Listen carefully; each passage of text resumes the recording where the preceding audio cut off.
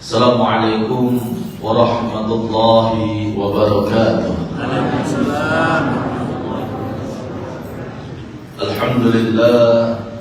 Alhamdulillah bisyukril walidain wal ihsanil abawain wassalatu wassalamu ala nabiyil haramain jaddil hasanain imamil qiblatain wa ala alihi wa sahbihi salatan wassalaman دائما متلازم اللهم صل على نور الأنوار وسر الأسرار وترياق الأغيار ومفتاح الباب اليسر سيدنا ومولانا محمد المختار وآله الأطهار وأصحابه الأغيار عدد نعم الله وإفضاله.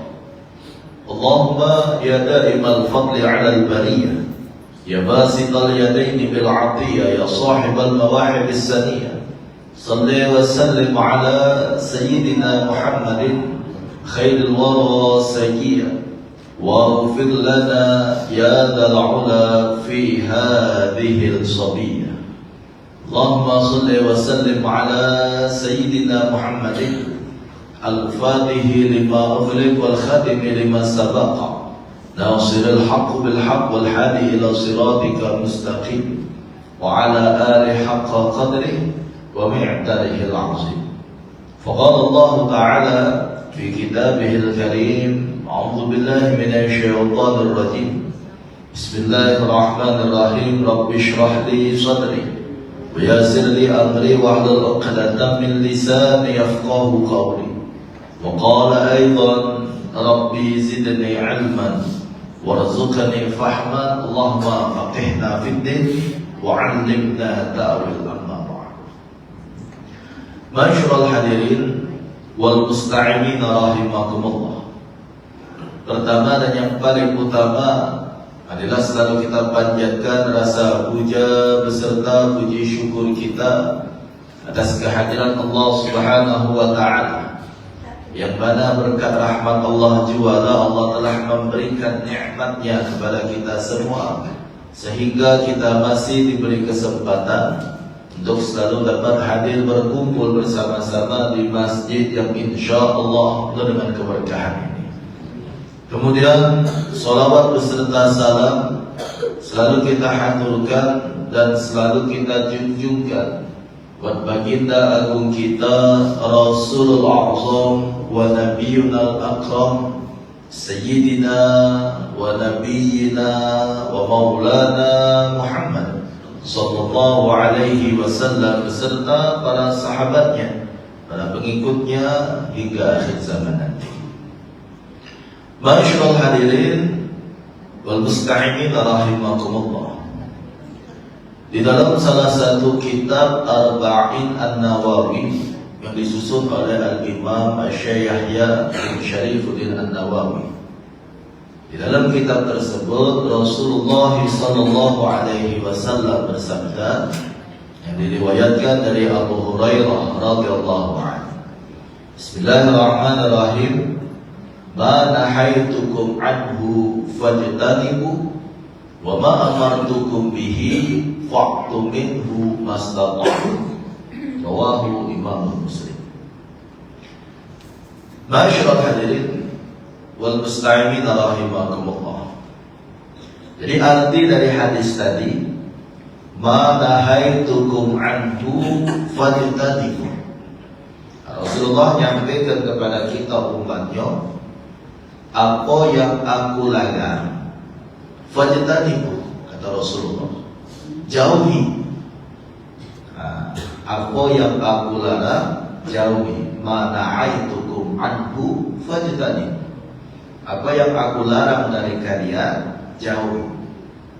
Dalam hadis ini Rasulullah nyampaikan, ngingatkan dan ngajarkan kepada kita, setiap apapun yang Nabi larang, larang dari kita, maka kata Nabi fajtanibu, jauhi. Ini perhatikan kalimat di sini. Kalimat di sini menggunakan kalimat fajtanibu. agar kita menjauhi daripada larangan tersebut. Bukan cuma sekedar jangan dilakukan, jangan digawekan. Maka di sini jelas Nabi SAW memberitahu kepada kita setiap larangan. Larangan Nabi ini kan larangan Allah itu. Apa yang Allah larang Nabi larang, apa yang Allah perintahkan Nabi perintahkan. Larangan Nabi itu yang pasti berupa maksiat, perbuatan dosa, hal-hal yang dibenci oleh Allah. Nah, maka setiap perbuatan-perbuatan yang jelek seperti ini Nabi ingatkan bukan cuma sekedar jangan kita gawekan, bukan cuma cukup jangan kita kerjakan, tapi juga jauhi.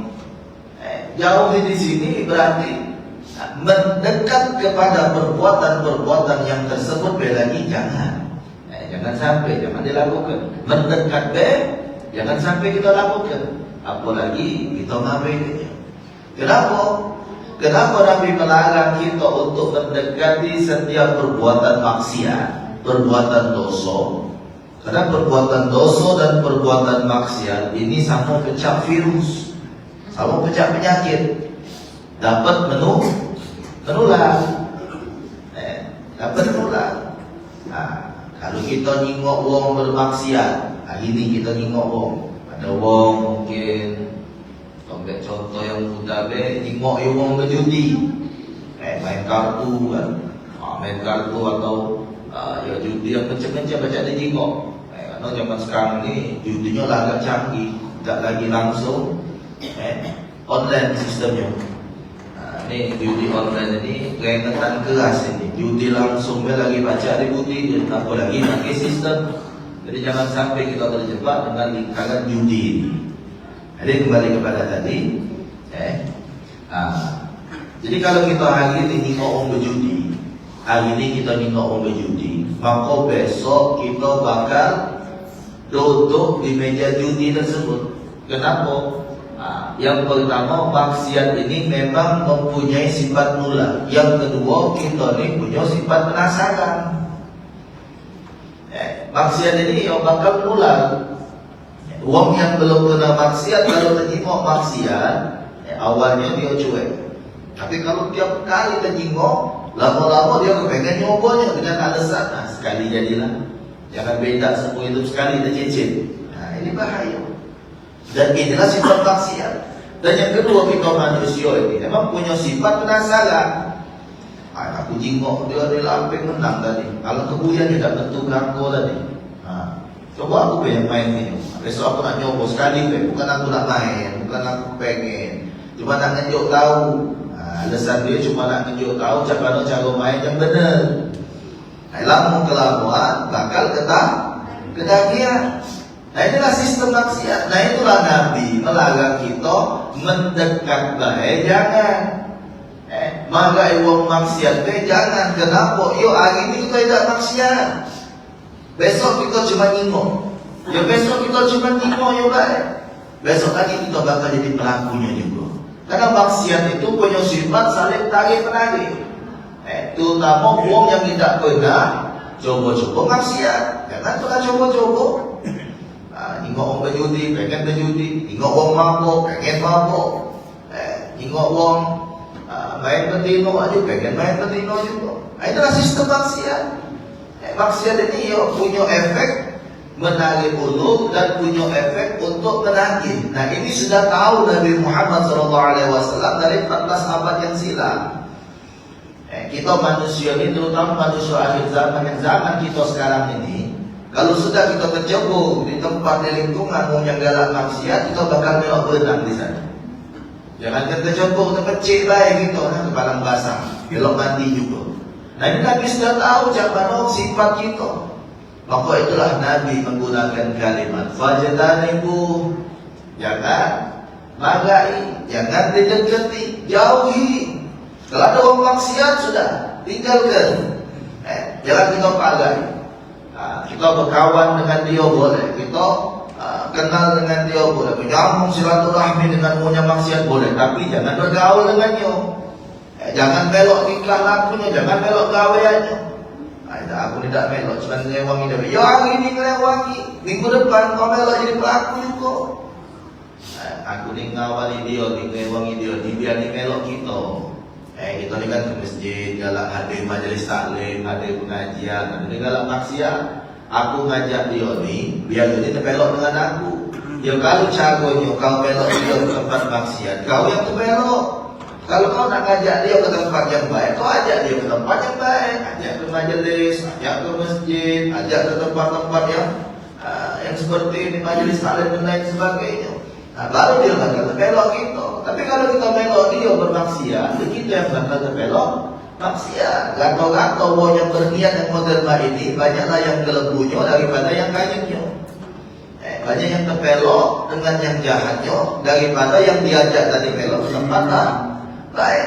Inilah bahaya maksiat.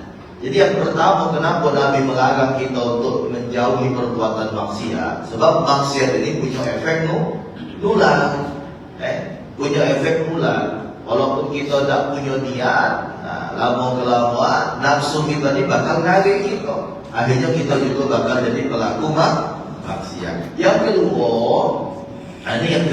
yang ditakutkan Nabi, kalau Allah sudah murka kepada orang yang bermaksiat, itu yang walaupun dia tidak melok maksiat, walaupun dia tidak berbuat, walaupun bukan pelaku, tapi dia ada di sana melok ngimo, melok nonton, maka murkanya Allah juga bakal kena dengan dia.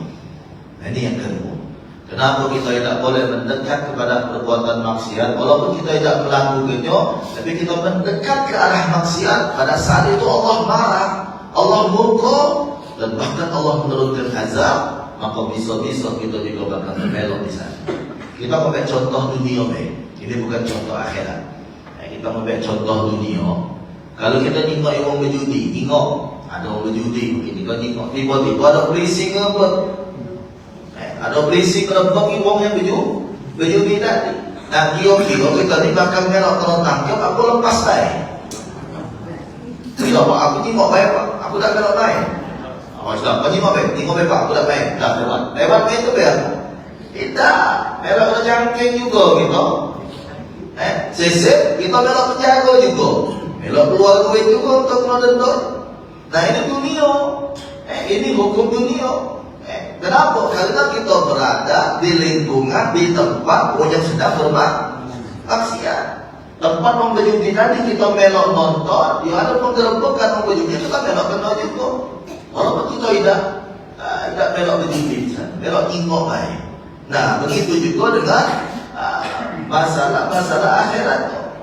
Ketika Allah marah melihat ada seorang hamba yang bermaksiat, lalu kita melok-melok di tempat tersebut, Allah akan menurunkan azab sapu gantung tadi bagi orang yang mendekat kepada perbuatan maksiat tadi. Maka apa yang harus kita lakukan ketika kita melihat ada satu perbuatan maksiat?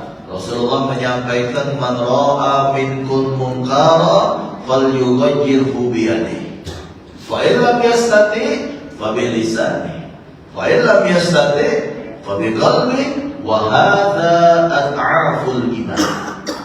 Jadi kata Rasulullah, kalau kita melihat ada satu perbuatan yang mungkar, perbuatan yang maksiat, maka falyughayyirhu biyadihi. Allah memerintahkan, Rasulullah memerintahkan kepada kita untuk mencegah dengan tangan. Nah, ingat tangan di sini bukan tangan nih. Kalau kita tangan nih jadi kacau kalau. Ngomong mabuk kita tangani, kita di tangani. Nah, maksud tangan di sini adalah kekuasaan kita. Kalau kita punya kekuasaan, kalau kita punya jabatan, atau sekurang-kurangnya kita tuan rumah di tempat tersebut. Nah, ada bermaksiat mungkin di lingkungan kita, di RT kita, di lurah kita, ada orang berjudi, ada orang mabuk, ada orang mesum. Kita punya kekuasaan untuk mencegah dengan kekuasaan kita, merubahnya, melarangnya. Maka larang dengan kekuasaan. Kalau kita buat peraturan, dilarang berjudi di sini, dilarang mabukan di sini, buat stiker banner yang besar. Atau mungkin kalau tempatnya gelap, kalau maksiatnya hobi tempat-tempat gelap, kita terang ke, pasang ke lampu yang 1000 watt itu lah. Palangan 1000 watt. Ada masalah maksiat di sana tak boleh lewat dia. Di tempat tersebut memang daerah kekuasaan kita. Kita pejabat di sana. Kita punya pengaruh di daerah tersebut. Atau paling tidak kita tuan rumahnya. Jadi pemaksiat di halaman rumah kita. Kita punya hak untuk musik, kita usik, kita pagai. Ini jangan disebutkan pemaksiat sini. Atau kalau kita tak berani nak musik langsung, kita pasang pagar, tertutup. Terlebih lagi ini kan. Ini bukan rahasia umum lagi. Kalau biasanya kalau ada orang yang punya hajatan, nak acara, nak kawinan, nak sunatan, nak terpasang tenda, ini sebagian, tapi insyaAllah kita merembang baik kalau lagi yang kampung kita ni baik kalau. Sebagian orang ngadakan maksiat di tempat tersebut, seperti di antaranya judi dan mabukan. Malamnya alasan main kartu, nak main kartu yang boleh, yang nak main kartu juga boleh. Kalau nak jago silakan, tak apa-apa. Cuma jangan ada unsur judinya. Ini berjudi dalam acara tersebut. Pakai duitnya atau pakai apa? Yang mengakibatkan. Ini jangan heran kalau banyak kejadian di kejadian berikut.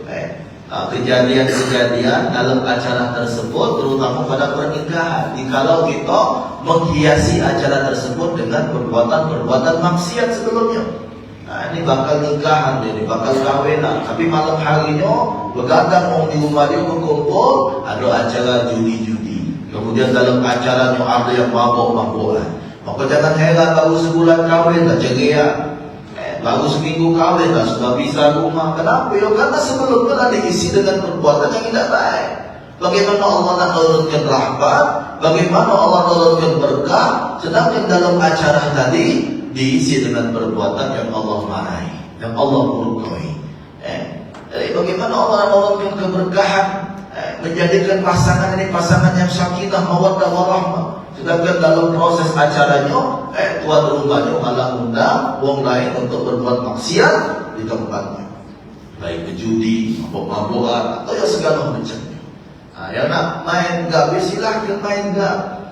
Alasan nak jago, nak apa bagus jago. Ini toleransi atau kita saling tolong, saling bantu. Kalau ada nak berjago juga malah kita siapkan masakkan nasi goreng, masakkan pempek, buatkan kopi. Tapi jangan ada unsur maksiatnya, jangan berjudi di sini, jangan mabuk di sini. Sebab ini bakal acara sakral besok, bakal nikahan anakku, bakal nikahan keluargaku. Kamu nak jago, ya mukasihnya kamu jago di sini. Kamu nak main gap silahkan, nak main kartu juga silahkan. Tapi jangan sampai ada unsur judi, jangan sampai unsur mabuk. Nah, kalau kita punya kuasa, ini wilayah kita, tempat kita, rumah kita, ini acara kita, hajatan kita, maka kita mencegahnya dengan kekuasaan kita. Wa illam yastati, dan kalau kita tidak mampu, tidak punya kekuasaan di sana, fa bilisani, maka kita mencegahnya dengan lisan kita. Mencegah dengan lisan ini kita tegur, kita tunjuk nasihat, kita ajarkan mana yang baik, mana yang jahat, mana yang datangkan keberkahan, mana yang datangkan kemurkaan. Kita tunjuk tahu, ini perbuatan yang tidak baik. Bang Cik tidak baik, mabuk main ini untuk kesehatan Bang Cik tu lah. Ini berkumpul model main ini tidak bagus, berjudi main ini malah jatuhkan miskin. Banyak contohnya dari kawan-kawan kita, keluarga kita, yang dia berduit kaya, gagal berjudi jadi miskin, jadi gobo. Yang keluarganya tenang, damai, sakinah, mawaddah, warahmah. Tapi ketika sudah terjebak judi, akhirnya ceria juga, pisah juga. Jangan sampai ini menjadi korban selanjutnya tidak baik. Nah, kita mencegah dengan lisan kita. Tapi ingat, kalau kita nak tunjuk nasihat, yang paling bagus nasihat itu kita ngomong dengan dia atau kita panggil dia. Kita panggil, dan kita sepi ke dia. Kita sepi ke, tapi sepi bukan tangan ini dia.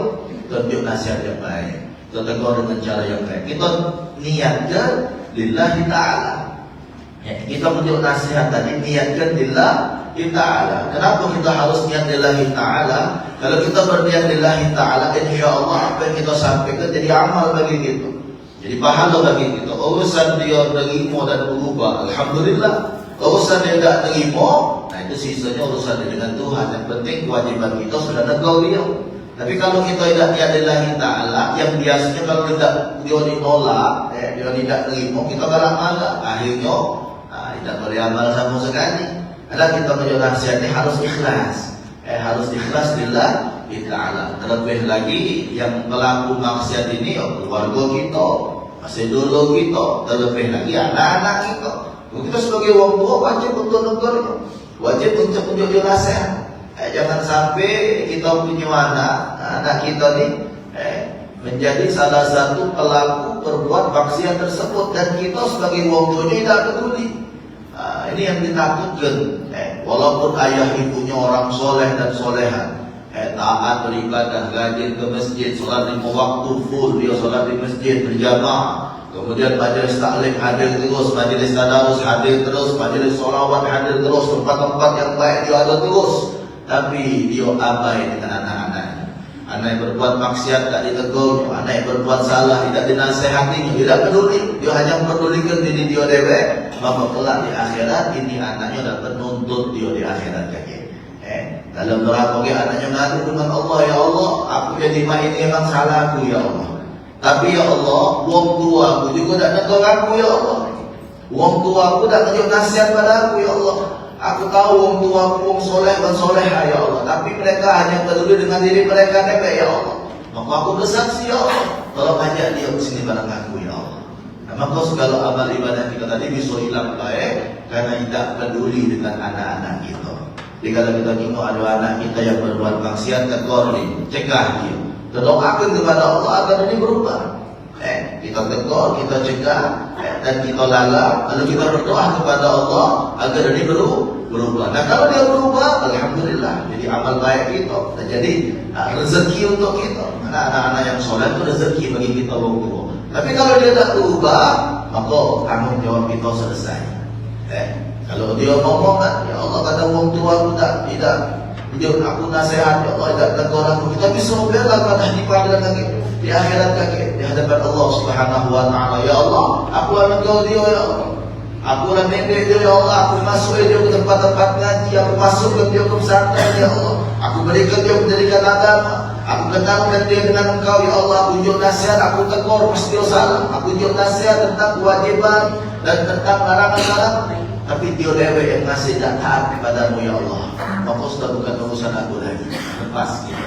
Kalau kita sudah negurnya, tunjuk nasihatnya dan sudah mendoakannya. Tapi kalau kita abai dengan anak-anak kita tadi, ini yang kita takutkan. Walaupun kita ahli ibadah, tapi dia bisa membawa kita ke neraka-Nya Allah Subhanahu Wa Taala. Na'udzubillah.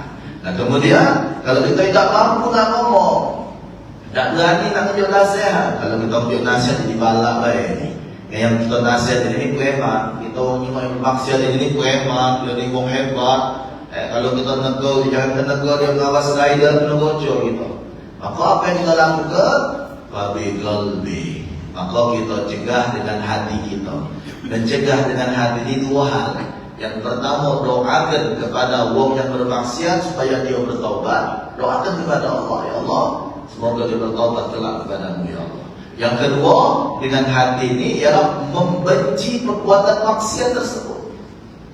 Kita melihat perbuatan maksiat dan berbuat maksiat tadi nak cegah dengan kekuasaan atau kuasa apa-apa. Nak tunjuk nasihat kita tidak berani. Mungkin jadi bala kan kita ada nasihat. Maka yang ketiga, kita benci maksiat itu dan kita doakan semoga kelak dia bakal bertaubat. Nah ini wahada al-aful iman kata Rasulullah. Dan inilah selemah-lemahnya iman. Jadi yang paling bawah kalau kita melihat maksiat adalah perbuatan maksiat tersebut kita benci.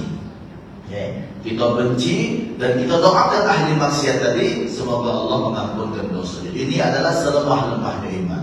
Berarti kalau di bawah itu termasuk dalam kategori ada iman. Hingga orang maksiat melok dengar, hingga orang maksiat juga melok nonton. Nah, ini sudah termasuk imannya sudah habis mungkin. Karena yang lemah di iman baik cuma sekedar membenci maksiat. Nah, apalagi yang pelaku maksiatnya. Alhamdulillah. Maka inilah kalau kita melihat satu perbuatan maksiat, maka fajtanibu kata Rasulullah. Tinggalkan jauhi, jangan diparahi. Lalu kemudian wa ma amartukum bihi fa'tu minhu.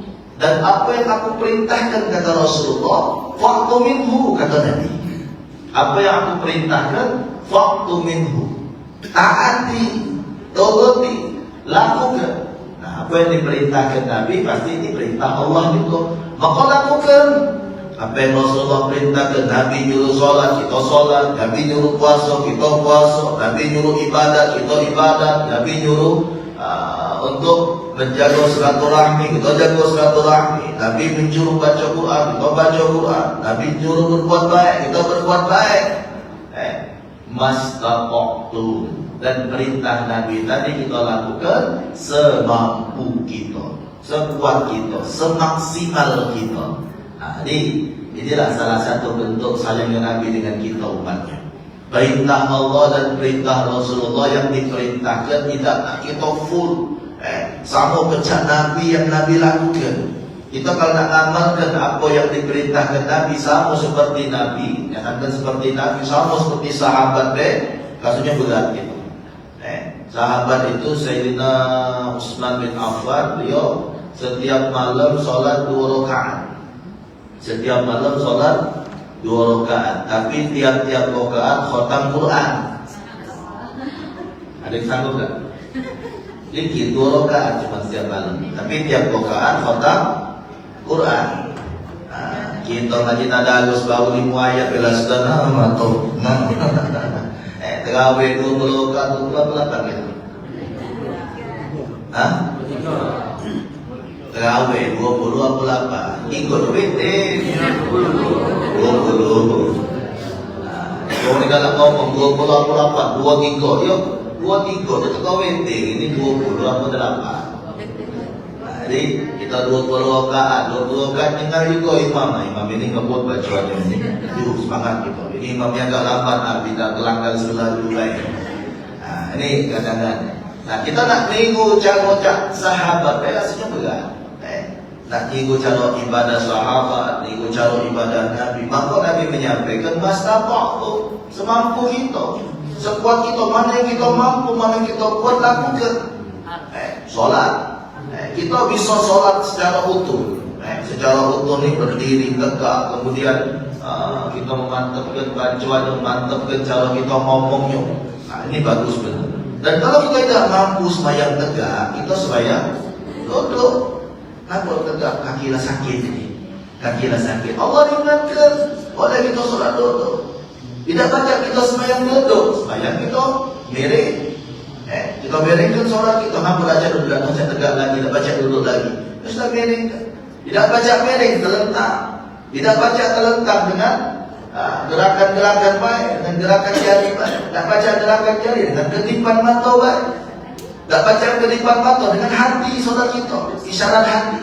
Tak baca dengan hati, kita sembahyang ke? Nah, kalau sembahyang ke, tak lagi di belakang imam, di depan imam. Nah, ini menunjukkan di sini, bahkan dalam bab puasa kita wajib puasa Ramadan, wajib. Tapi tidak seluruhnya kita harus memaksakan diri kita puasa. Bagi orang-orang yang mendapatkan keringanan seperti contoh, dia ni pegawai berat, pegawai dia berat. Kalau dia tidak keluar rumah, tidak berasa dampaknya. Tapi kalau dia pegawai, dia tidak baca puasa. Kalau dia puasa, dia tidak bisa pegawai. Kenapa? Pegawainya berat. Maka pada subuh harinya dia niat untuk puasa, malam hari dia belok puasa, belok sahur. Lalu sekarang pegawai dah kerja lagi. Semampu dia. Abang dia sudah tak tahan lagi lah kelaparan dia. Kalau diteruskan puasa ni tak kapal dia. Tak kapal. Ya sudah, silakan untuk membatalkan lagi. Ada waktu libur, ganti puasanya. Ini keringanan dari Allah. Tapi ingat di sini memang lapar niat, bukan lapar-laparan, nama lapar-lapar galau. Ini ada sebagian orang yang dijadikannya. Jadi punya alasan. Contoh misalnya sakit, kan sakit boleh kita batalkan puasa. Ini keringanan dari Allah juga. Ini sayangnya Allah dengan kita. Kalau kita sakit, silakan membatalkan puasa. Tapi kalau sakit niat, kenapa tak puasa sakit? Sakit apa? Pilek. Nah, pilek batal puasa. Sakit yang kira-kira kalau kita teruskan puasa, sakit kita bisa bertambah parah atau bisa mengakibatkan kematian. Bahkan dalam kondisi kalau kita tidak mampu lagi puasa, mungkin umur kita Mungkin badan kita ada pajak puasa atau kita kena makloni tak pajak tak puasa, kita harus sekian jam harus berisi perut kita, maka Allah ganti dengan fidyah. Nah itulah perintah Allah itu laksanakan semampu kita, semaksimal kita. Kita bisa sholat tarawih 20 rakaat, kuat mampu kita mampu. Tidak kuat 28, jadilah 8, tidak masalah. Witir kita sanggup 11 rakaat, kita 11 rakaat witir. Tidak takut tiga, ya tidak tiga, tidak apa. Yang penting apa yang Allah perintahkan ini kita lakukan. Nah kadang kita ni mampu, kita ni bisa, tapi kita menganggap diri kita tidak bisa. Nah ini kekurangan kita. Kita ni pacak, kita ni kuat, tapi kita ni menganggap seolah-olah tidak baca, tidak kuat, berat. Nah inilah Ramadan ini. Ramadan ini kalau kita perhatikan dari awal sampai ke akhir, dari malam sampai ke subuh sampai ke malam lagi, Ramadan ini luar biasa. Selain mengajarkan kita, Ramadan juga mengingatkan kita bahwasanya kita ini kuat, kita ini berat kan bangun subuh. Kalau subuh lagi di luar Ramadan, kira-kira serami tak masjid kita. Kalau seraminya alhamdulillah, insyaallah setelah Ramadan ini lebih ramai lagi masjid kita ini. Ini contoh. Sebab subuh ini berat bagi kita, berat. Tapi Ramadan menunjukkan seberat-berat bangun subuh kita masih mampu untuk bangun subuh. Bangun sahur, sholat subuh ramai. Alhamdulillah di masjid, di musola. Ada musola yang subuh tak pernah kedengaran suara azan ketika Ramadan masuk, penuh sampai keluar. Kemudian di luar Ramadan rasanya nak buka Al-Quran itu berat. Kita baca Quran itu seminggu sekali, malam Jumat, hari Yasin tu lah. Ini kadang kita buka Quran cuma seminggu sekali tu lah. Tapi ketika di bulan Ramadan, kita bisa kita buka tu lah. Kemudian solat duha kita mampu, solat 20 rakaat tarawih kita anggap mengas tarawih. Tapi tidak terasa, tiba-tiba sudah yang ke-8, tiba-tiba yang ke-9, tiba-tiba yang ke-10, tiba-tiba setelah witir. Ini menunjukkan bahwasanya kita ni mampu. Nah sebenarnya kita ni mampu kan loh. Tapi kadang nafsu kita yang menghalangi kemampuan kita. Jadi jangan takut untuk ibadah. Dimaksimalkan diri kita untuk selalu mengejar ketaatan kepada Allah Subhanahu wa taala. Apa yang Allah perintahkan, lakukan dan laksanakan. Mastata'tum, semampu kita, semaksimal kita. Insyaallah kita minta kepada Allah agar Allah memberikan kekuatan, Allah akan berikan. Insyaallah kita minta semangat dari Allah, Allah berikan kita semangat, Allah akan semangatkan kita. Buktinya di bulan Ramadan ini Allah memberikan semangat yang luar biasa pada kita untuk beribadah. Sebenarnya kalau kita ambil dari mana kita habis subuh nyambung itu di rumah, tapi kita masih duduk di sini, kita hadir majelis taklim dan pengajian. Kemudian ibu-ibu mungkin sudah ini nyambung nak tadarus Quran. Sebenarnya lebih lemak nak ke rumah balik itu. Lagi asik di masjid kita ni kan tambah ngantuk dan lain sebagainya. Tapi kita menguatkan diri kita, ini menunjukkan kita tu bisa. Maka jadikan motivasi dan pembelajaran dalam Ramadan ini agar kelak ketika Ramadan habis semangat ibadah kita bertambah. Jadi ingat dua pesan Nabi ini, manahaitukum anhu fajtanibuh, kata Rasulullah. Apa yang aku larang jauhi, wa ma amartukum bihi fa'tu minhu mastata'tum, dan apa yang aku perintahkan lakukan semampu kalian, semaksimal mungkin. InsyaAllah Allah akan menggolongkan kita termasuk hamba-hambanya yang beriman dan bertakwa di sisi Allah Subhanahu wa taala. Dan Allah akan menjadikan kita sebagai hamba-hamba Allah yang mencintai dan dicintai Allah, dan menjadi umat-umat yang mencintai dan dicintai oleh Rasulullah SAW. Amin Allahumma amin ya rabbal alamin. Apabila ada kata-kata yang salah kami mohon maaf, dan kepada Allah kami mohon ampun. Usikum wa nafsi bittaqwallah wa billahil taufiq wal hidayah wa ridha wal hidayah. Wassalamualaikum warahmatullahi taala wabarakatuh. أشهد أن لا إله إلا الله نستغفر الله نسألك رضاك والجنة ونعوذ بك من سخطك والنار. أشهد أن لا إله إلا الله نستغفر الله نسألك رضاك والجنة ونعوذ بك من سخطك والنار. أشهد أن لا إله إلا الله نستغفر الله نسألك رضاك والجنة ونعوذ بك من سخطك والنار.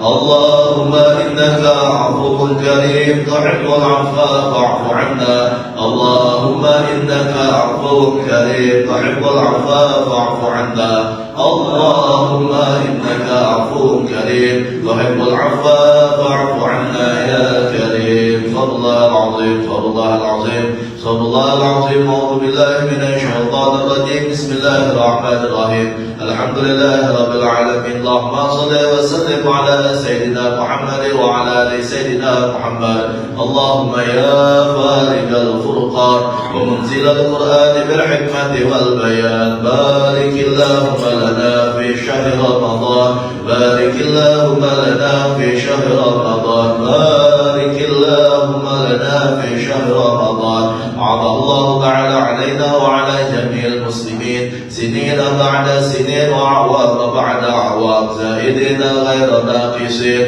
راضين غير ساخطين على طاعتك وطاعة رسولك سيدنا محمد صلى الله عليه وسلم يا ذا الجلال والإكرام اللهم اجعلنا وأهلنا في هذا الشهر الكريم من السعداء المقبولين ولا تجعلنا وإياهم من الأشقياء المردودين واختم بصالحات أعمالنا يا رب العالمين ربنا اغفر لنا ولوالدينا ارحمهما كما ربيانا صغارا ربنا آتنا في الدنيا حسنة وفي الآخرة حسنة وقنا عذاب النار صلى الله على سيدنا محمد وعلى آله وصحبه وسلم الحمد لله رب العالمين تقبل الله منكم